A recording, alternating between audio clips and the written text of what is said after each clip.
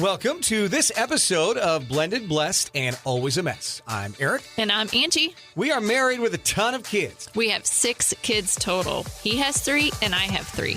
My name's Hallie and I love riding horses. I'm Lexi and I love agriculture. My name's Carter and I love eating. My name's Chase and I love lifting weights. My name's Summer and I love spending my parents' money. I'm Dane and I love baseball. Our show is about our blended, blessed, and always a mess life. And our hope is if you find yourself in the same situation we are in, that by sharing our story, all the fun and all the mess, the challenges we are experiencing, it will give you some inspirations, laughs, and community, knowing you are not alone in this mess. We appreciate you spending time with us. Let's dive in. This episode of Blended, Blessed, and Always a Mess is sponsored by the children's book Feathers Matter. As our kids grow up, they face challenges in their life, and knowing their self-worth and their value is crucial to face the headwinds. Purchase this beautiful story to read to your kids and grandkids and start the conversation with them at a young age. They are worthy, they matter, and their feathers matter. You can find the link to order on our Blended, Blessed, alwaysamess.com page. Mention code #blessed for an autographed copy. Welcome to this week's episode of Blended, Blessed, and Always a Mess. Angie, how are you? Well, we made it through the 1 year Traumaversary and Angelversary and whatever else you want to call it. I prefer Angelversary. Well, it started with the Traumaversary. Well, there is a lot of trauma. Since it's a couple day process. But as I posted on our social media channels for her 1 year, it's not like that day for me felt any different. I think it felt heavy for a lot of people, but for me, it's kind of the way I feel every day. But it's more of a reflection of we made it through a year in the most challenging, gut-wrenching, hardest times. So I think for me, that was all about like taking time to be still and sit in it. That's where I do most of my healing, I feel like, is to really think through, process everything, feel it versus numb it. So that's kind of how I spent that afternoon, was in the stillness and the quiet. I would just say, and she talked to the kids about this, she was 100% right.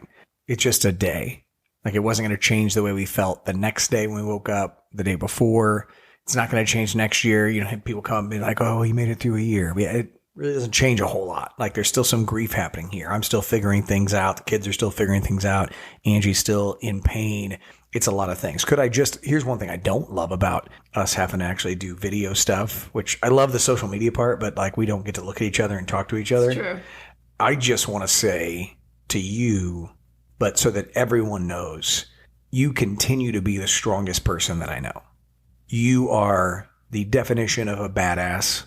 You battle every day better than anyone in our home. It's true. You fight for Hallie. You fight for the kids. You fight for our marriage. You fight for other mamas that are in the suck. And you do it with a grace and a passion that I didn't even know existed. So watching you over the last week and watching you struggle and knowing you were going to struggle was, as always, impressive with you. You are, even when you feel weak, even when you're in so much pain, a shining example for myself and for other people. So super grateful for you, and just want to acknowledge that, because I know you don't even like the spotlight. So it's uncomfortable for you, but I just want you to know that.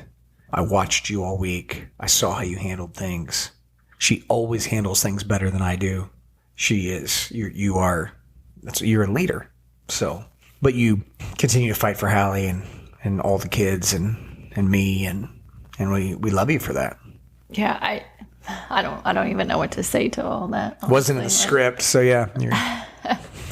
I don't know. I mean, I get that feedback a lot, but I don't know. I think the only way for me to get through it is to still love Hallie and try to give that love to other people. I did my damn makeup for the party tonight. Now you're going to make me cry. We've got a Christmas party tonight we have to go to for my work. But, honey, this podcast show time, it's real. And it's to sit in it. It's to do the things. You're so good at that. I came home to check on you, and you were sitting in it. Yeah. And you do such a great job for everyone. And I think it's something that you have to call out, because I know in your life, it hasn't always been something where you've had to do a lot of things by yourself, right? And that was one of the things that drew us to each other, is we were going to pick each other up, support each other. Right now, I see you every day doing all the things for everybody. And I know you're picking me up. And I want to make sure everyone knows that she's real. She's everything that she sounds like in this podcast. If you're listening in a state that's far, far away in another country, Angie is the realest of the real. Everything that she does, or that I'm talking about right now, it's legitimate. She has a heart for people that teaches myself, our kids, family, and I do think, unfortunately, it's part of why God has put us in this predicament of like, okay, I want you to take this and lead and show other people the kindness and goodness that they need. That's not fair. It's not fun. We never know why God does what God does, but you lead this home. That can be embarrassing to say as a man, but it's true. We both lead in different ways, but you're the home goes how Angie goes. I have said that long since before Hallie passed. This home goes how Angie goes. And it's because she is such a leader, not just here at home, but at work and everything she does. And that's what's happening, I think, with the children's book and with the mamas that you come in contact with. You are a difference maker in everything that you do. So not in your script. Wanted to acknowledge it. I love you more every day through this, even though this has been such a hard season of our life. It's so hard. I mean, even taking time out on Wednesday. I mean, the day felt the same, as I mentioned, but I did take off from work, and I did force myself to lay down. You did, yeah. Because I never do that. And for like several hours, I did take a little nap. And then Aric came home, and I told him, I'm like, I'm tired, because it's a lot. But I feel like the reason why we're here is to love. We talked about that this week too. And when I feel low, then I just have that love I want to give to Allie, and she's not here. And so it's like, how can I help other kids? How can I let them all know that they matter? Like, it just makes me sick to my stomach. And I was sick to my stomach for 3 years when Hallie was in that relationship, because I knew she didn't feel like she mattered, and there wasn't anything I could do about it. Yeah. I mean, I have a lot of people reach out like, hey, what should I do in this situation? And it's like, damn, that's tough, because they pull away when you try to let them know how much they matter. And I don't know, we're sidetracked now, but that's okay. I think this is really, I sit in that a lot of like, it still sucks. That suck will never go away, that I couldn't help her, that I couldn't save her. And so I spent a lot of time processing that and trying to spend time working through that. I put in one of my posts, because it's so true, is like, life is such a test of your endurance. And that to me means physical, mental, spiritual, emotional health. And we are all going to come across hardships in our life. Like, I talked to a coworker today, and he said, I never said anything to you after that happened to your daughter. And I feel really, really bad about that. He said about 4 months ago, my first grandson got diagnosed with leukemia. And it wasn't until all the outpouring of people that I'm like, I never said anything to Angie. And he's like, I feel bad about that. And I just told him, like, well, give yourself grace, because everyone does that. Like, you just don't know how it feels until you were in the middle of it. We've said this before, but it's so true. It's like, sometimes people are afraid of what to say. And the fact of the matter is, say her name. We like talking about Hallie. Like, it's okay to ask us, how are you doing? What's going on? We'll tell you. We'll be honest, or we'll say, it's been a hard week, or we're really thinking about Hallie this week in some positive ways, whatever it may be. We like talking about her. And I think, but completely natural for people not to know how to handle the situation, not to know what to say, what to do, any of the things. I would have known what to say. So that's what I mean by give yourself grace if you don't know what to say, because I wouldn't have known what to say before I lost Hallie. So just give yourself some grace. Well, now that I've derailed this completely, totally. You want to talk about, we recorded the last podcast on Thanksgiving morning. And so we made it through Thanksgiving. And then the next day, we kind of decided it's going to be a hard weekend coming up on the Traumaversary, the Angelversary. Let's get out of town. Our Missouri Tiger football team is having one of their best seasons in 10 years. MIZZOU. Hallie loved her Missouri Tigers. She was a Mizzou student. Lexi's a Mizzou student. That's where I graduated. We decided we would travel 4.5 hours south down to Fayetteville, Arkansas to watch the Missouri Tigers take on Arkansas in football on Black Friday at 3 o'clock that afternoon. So we loaded up. All the kids. 2 cars, 3 hotel rooms. It was your idea, it was a great idea. I usually don't do that. Yeah, normally I'm the planner, but that was your idea, and it was good. Yeah, 3 hotel rooms. Good thing I have points for my travel. Good Lord. Woof. But it was fun. There's always that little sting too when you have everybody together and everybody's having a good time, and it's like for me, okay, I have to remind myself Hallie's not with us, but she is with us. I agree with you. I always know that she's not there. It's not the same yet. We haven't figured out, it'll never be the same, but we haven't figured out a way to make it feel kind of even normal, at least for me. We try to I know she's not there. Yeah. We brought her picture along. I will say I have not went to a Mizzou away game before. Yeah. Me neither. It was fun. The kids loved it, of just traveling down there, because every car was going down there. It felt like every gas station we stopped at, there was all Mizzou people there. So I think they enjoyed that part of it as well. And then we dominated, and my wife was like, it was like 21-0 Mizzou. She's like, this is kind of boring when there's no fireworks or anything. And I'm like, well, no. When they score, it's like nothing. You have a few people clapping. I don't know. We'll make this fun, but I don't know if there's other families out there that like your kids just freaking fight. There's part of me that dreads going on a damn trip, because it's like, oh God, there's going to be fights. A fight over the music. It's my kids. It's the twins. They constantly are at each other all the time. And I don't know if that's because it's a closeness that they have, but they all fight. Something happened in the womb. We don't know what. I don't know. Something in the womb with those two. She tried to eat Chase because she was a whole pound more than what he was. But then it's just so crazy. They'll fight. And then all of a sudden they'll do something so extraordinarily nice that you're like, now what the hell? Okay, so let's just put this in context.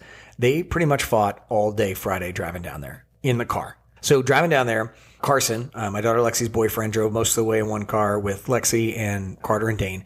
And then in our car was me and Angie, the twins, and Summer's friend. The twins fought most of the way. And then most of the day at that point. But where we parked, we'd never been there, so we parked somewhere pretty close. We paid decent money to park close. But we had to, going down, it seemed fine, but didn't realize that we had to go up this massive hill. I mean, massive steep hill. I don't even know how to describe it. Like straight up. It felt like it was straight up. And so after these kids fight all day, we're walking up the hill, and out of nowhere, it came out of nowhere. All of a sudden, Chase looks at Summer, and he's like, would you like me to carry you up the hill? Give you a piggyback ride. And I'm like, oh, okay. Like, what's the catch here? Is he going to throw her off of his back? Like, what?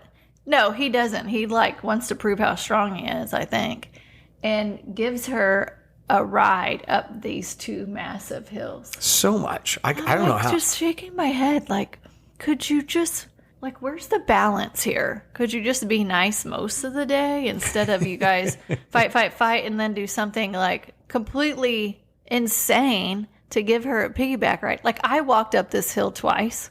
Mm-hmm. So we went to the car to get blankets before the game started, and then when we left, and my calves were so sore the next day, and I work out pretty much every day. 5 days a week I work out. So I shouldn't have super sore calves. But that's how it was a brutal hill. The hill was. It was a brutal. If I had not recently been to the heart doctor, I would have been worried about myself. It was crazy. And then, we got to the hotel. We grabbed pizza for everybody, ate it in one room, which was kind of fun. And then the next morning you got up and you made a coffee run. Yeah, we have a new favorite coffee. They're starting to pop up everywhere. But if you haven't tried 7 Brew, I would highly recommend it. They're like super speedy service or drive-through only. They have a whole bunch of drinks, but their coffee is great and it's not crazy expensive. And we happen to have one right by our hotel. So I was chatting with a guy like, how many locations do you have? Because now they're putting one close to our house here in Columbia too. And he said, yeah, we have about over 100 now. So kind of crazy. Summer's favorite is a blondie. So if you ever stopping by 7 Brew and you're not sure what to get a blondie. I'm always the decaf latte almond milk simple one. Because I can't have freaking caffeine. It would have been nice to have caffeine, but... So we did that, and we split up. We were going to do boys and girls in one room, and then us in another room. And, as a man, I was looking forward to that, that alone time. And then when you have all the kids, that changed. Because Chase he was smart, is what he was. He was smart. He was like, I'm not going to sleep with all these boys. Because, you got 2 beds, so you got 4 boys sharing 2 beds. As it was, the other 3 boys got into a fight. One of them slept on the couch that pulled out. Chase, now he's like, I'll just sleep in your other bed. Smart. Yeah. Pro move on his part. But it was awesome. It did actually make me smile because when I was single living for 5 years, the twins slept with me. I mean, they were like 7 years to 12. No. I don't. No, they were turning 10 when I met them. 10. And I loved it because that's when I heard about their day and everything that went on. We would snuggle up, one on each side of me, and Hallie would pile in with us too. But then she'd go to her own room. The twins would sleep with me. And we always had the best conversations. And you kind of forget about those moments a little bit until that night. Freaking chatty Chase. I mean, he's telling us all kinds of stuff, and I'm laughing. I'm like, Chase, I totally miss whenever we would snuggle up when you were little and you would like tell me everything about your day. It's never right after school. I get a fine, good, okay. But he was sharing all kinds of stuff. My big old 6-foot son telling me all of the things going on in his life. It was good. It was fun. It was really fun. So, the next morning we wake up and we have to go to your mom's house, which I knew was going to be a really tough day because as we know in our family, Thanksgiving Saturday is when Angie's mom always does her Thanksgiving. And so for us last year, that was the final time that we saw Hallie. The entire family, but for us too. She left my mom's and the next day it happened. And so for everybody, my entire family, including us, it was just this ache of, okay, this is the last time that we saw her. So yeah, driving there, I just felt like I just kept sinking more and more into my seat of just like that dread, and like your chest gets tight and you just like want to get through it. And we're playing Christmas music, and I had a memory pop up on my phone from a Thanksgiving 2 years ago. And it was a Hallie, and she'd made her cheesecake, and she was doing this cute little dance with her little mimosa, and just stunning. And it just hit me hard. And I, as a mom, I'm so torn because I know you're supposed to share your emotions with your kids and not hide it, right? And I believe that. But I also think if I shared every emotion that I felt all the time and didn't try to hold some of that in for my kids, they would be devastated every day. They would, because they feel what I feel. They worry about me. And I don't think I don't feel like I can show every emotion for them, because I think they're going to not feel like they can move on and feel joy on that day. So I don't know if that's right or wrong, but that's how my mind works. So I'm sitting in the front, Christmas music's going, and I'm like trying to hold it in. And I couldn't. It's so devastating. And it will always be devastating, and I will always cry for her. Every freaking day I will cry for her. But to go on without a child. And so I just couldn't control it. So I'm like freaking crying, wiping my tears, trying to hide it. And Aric puts his hand on my leg and I'm like bawling. And then I get this hand, not this little hand, but this hand comes on my shoulder from the back, and it was Chase. Again, like... Summer got quiet. Everybody knew what was Everybody happening. knew. And I don't know why, I didn't share this with you, but when he put I'm going to get emotional, but when he put his hand on my shoulder, all I could think about was holding on to Hallie's hand and like how that felt. Like there was moments as a mom that are like ingrained in your brain. And sitting next to or laying next to Hallie and holding her hand while she was in the hospital, like I held on to Chase's hand, and that's all I could think about. I'm like, God, I just want to remember what his hand feels like, because one day he's not going to do that. Just freaking hard. So I would just say, like, if you're worrying about dumb shit, stop worrying about dumb shit that you can't control and it doesn't matter. Like, hold on to your kiddos. Enjoy every damn moment with them, and don't spend it worrying about stuff that you can't control. I mean, it just like that song just pops in my head of like, live like you're dying. Tim McGraw, Live like you're dying, because we do every day. We're all slowly dying. And I just, every day, like stuff, it doesn't matter. It does not matter, most of the stuff that we worry about. So we got to a point where we dropped Summer's friend off, and then you drove the last 20 minutes or so to your mom's house from there. And part of that was just because crazy country roads. I didn't trust Aric. The reality She also has driven that road over and over again growing up. And so let her drive. I knew that there were multiple surprises on the way because your sister Jessie had shared those with me, and she did an incredible job. So she worked so hard to show up for her big sister, and she knew it was going to be a hard day, and she really did. She worked really hard to show up for you on that Saturday. Yeah, I expected nothing. That was kind of our discussion this week too, is like love and expect nothing in return. And we pull into my parents' driveway, and there's a big sign and a cross with sunflowers on it. And the sign says, "Her light remains. There are some who bring a light so great to the world that even after they have gone, their light remains, in loving memory of Hallie Elizabeth Phillips." And it's just like, oh my gosh, so thoughtful, so intentional.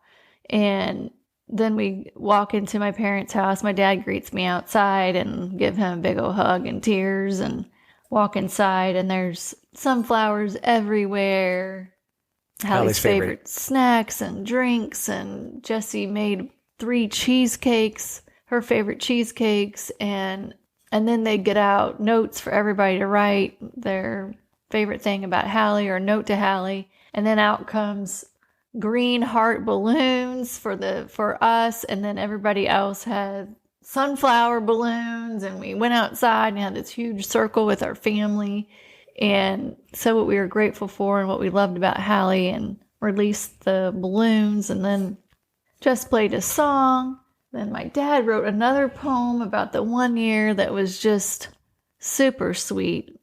So I'm gonna read it. I'm gonna share it with you. He's an amazing writer. I wonder where you get it from. I don't know. She's an incredible writer, too. A year ago today, we were all gathered here together. No one had any idea the next day would be the hardest to weather. From joy and happiness, and then to extreme sadness, it came. As we face this tragedy together, to whom do we blame? As time goes by, you think this grief would start to fade. Not so. This grieving process is something that God has made. Blessed are those that mourn, for they shall be consoled. The visions and dreams we shared, we know she's in God's hold. As this past year flew by, we looked back on Hallie's short life. She had ups and downs, good times and bad, and some with strife. She was mischievous at times, loved jokes, and always was full of fun. She wasn't a morning person and really didn't like the early morning sun. She loved animals, especially Diesel, her horse, and her dog Piper and Polly. She loved barrel racing with Diesel. That made her life jolly. One person's vision, she was in heaven taking care of Jesus' horse.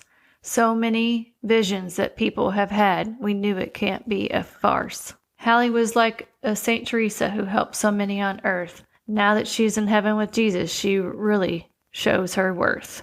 It also can be said that she is like a Saint Francis of Assisi. She was a country girl who loved animals, so she was not a sissy. Her spirit lives on with us every day. So many signs people have had that have left us in dismay. Many in the family had these, and it kept them wondering, is she messing with them? So it left them pondering.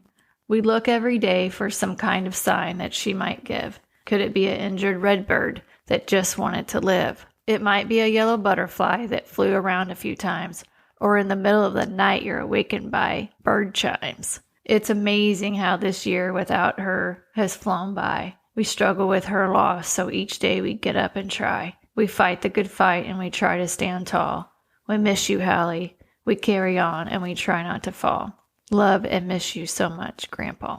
Grandpa, she would say. Yeah, that's what she would always say. And so we made it through that Saturday at your mom and dad's, and that was it. I mean, everybody did the best they could do, and it was beautiful. Jesse, thank you. You were amazing. And mom and dad, my other sisters, and just the family that all came together. It was beautiful and just made us feel like we really honored her. And at the end of the day, like, that's all you really want. You don't want people to forget her. You don't want people to not ask about her, not think about her. And so it was so beautiful. And then we had the year mark. And the thing that blows my mind and is just completely overwhelming is you can sit in the darkness, but there is so much light out in the world, and like good people, so many amazing people that are complete strangers.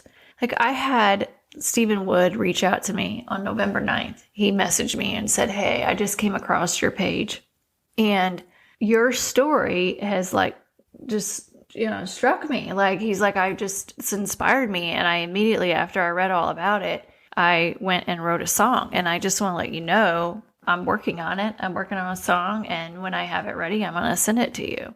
I have no idea who this guy is. No idea. And so then the night before her 1-year anniversary, he's like, hey, I have it put together. What's your email address? And so I give him my email address. And I mean, you never know, right? Okay, I'm going to tell you. No, I'm going to tell you that I know from being in country radio for 25 years, 99 out of 100 times, this is going to be awful. It's going to be awful production. The lyrics are going to be awful. It's all going to be awful. I get these sent to me at the radio station for 25 years. When she told me about this, I was trying to be positive, but I was like, this is going to suck. Okay. Well, and I was like nervous too. I mean, I'm like, I don't know this guy. Like, I didn't look on his profile, nothing. I mean, I have a lot of people reach out. And so I get it and I hit play and I'm like, oh my God, like, this is amazing and beautiful. And like, who is this guy? And then she played for me. And I was like, this is the 1 out of 100. Like, this is, the production quality is high. The writing is good. His voice is really, really good.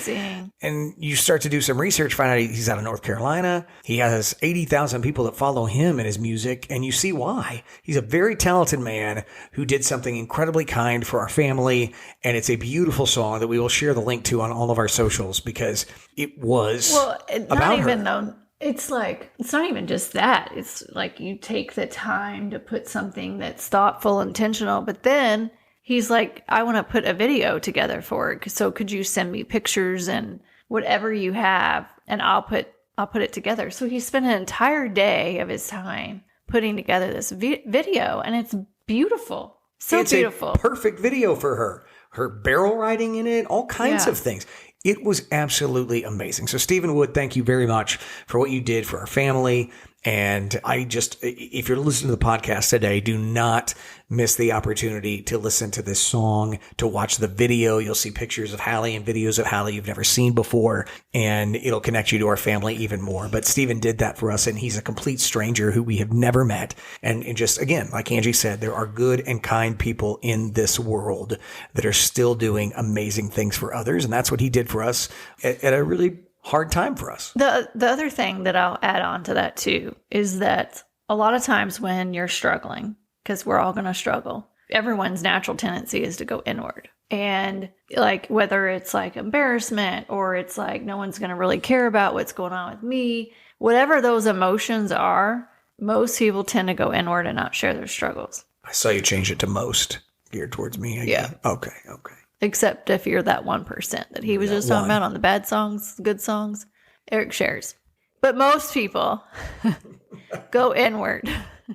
If you don't share your story or what's going on with your life with the people around you, you're missing out on opportunities for people to lean in, to show up for you, to connect with you, to let other people know that what they're struggling with, they're not alone. Like, if we have not shared Hallie's story and grief and all of that, why are you laughing over there? I'm not laughing, I'm smiling. Then we would not have been able to connect with so many amazing humans out there and give them the opportunity then to use their talent to help other people. Other people are going to hear that song and go, I can totally relate to that, right? So that doesn't mean you blast everything out there either. Like, if people need to earn the right to hear your story, right? But don't keep it all in if you're struggling.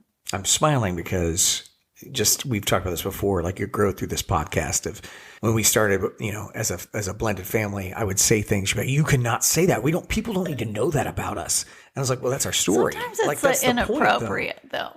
Like, some of the stuff's a little too much, little TMI. Anyway. You don't know that line. Over time, she has really come around to sharing more what we're dealing with, because she realizes that it's what helps people. And I told her, I'm like, honey, that's what drew you to me, is that I was so open with you. Like, that's what draws people in, because then you see in us, as you listen to the podcast, yeah, I know that because I've lived that too. That's why I'm listening, is because I can connect with that.